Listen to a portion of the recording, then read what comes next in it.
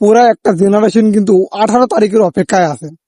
কারণ 18 তারিখে Carlo Ancelotti 26 সদস্যের একটা দল ঘোষণা করবে। হ্যাঁ, আমি কিন্তু ব্রাজিল টিমের কথা বলছি।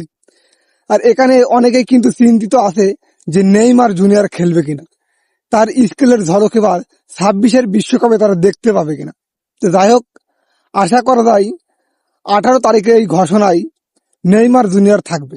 তবে আমরা কিন্তু আরো দুইটা প্লেয়ারকে এখান থেকে হারিয়ে ফেলছি, রদ্রিগো এবং এস্তেভা।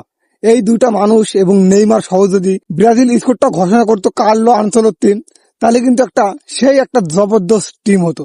তো কি আর করার, এখন সবাই কিন্তু 18 তারিখের অপেক্ষায় আছি আমরা, যে নেইমারের নাম আমরা শুনবো।